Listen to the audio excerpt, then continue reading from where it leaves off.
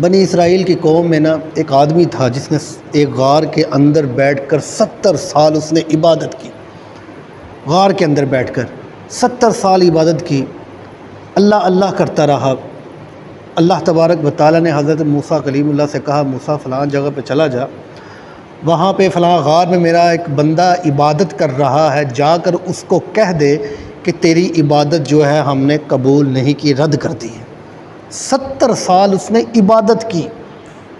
70 سال ایک زندگی کا وقت ہے، اور ایک غار میں بیٹھ کر عبادت کر رہا تھا۔ حضرت موسیٰ کلیم اللہ گئے، جا کر وہاں پہنچے تو اس آدمی سے ملے اور کہا، اے اللہ کے بندے، تو عبادت کر رہا ہے 70 سال سے، اللہ کا پیغام آیا ہے کہ جا کے اس بندے سے کہہ دے تیری عبادت جو ہے ہم نے رد کر دی۔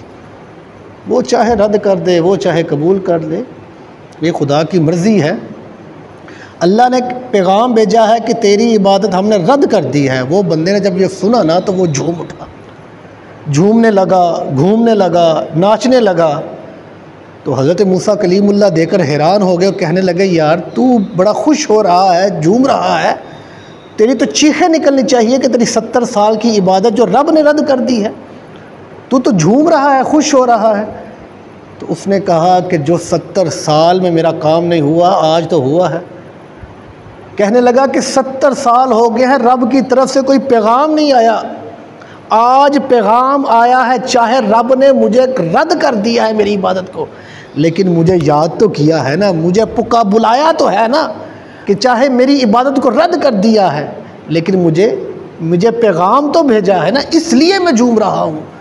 تو رب نے فرمایا، موسیٰ میں نے تجھے یہ دکھانا تھا کہ یہ بندے ہوتے ہیں جو عشق، سچے عاشق ہوتے ہیں، جو عشق کرتے ہیں، جو رب کے ساتھ، جن کو نہ کوئی ثواب کی لالچ ہوتی ہے، نہ کوئی اجرت کی لالچ ہوتی ہے، نہ کسی دولت کی لالچ ہوتی ہے۔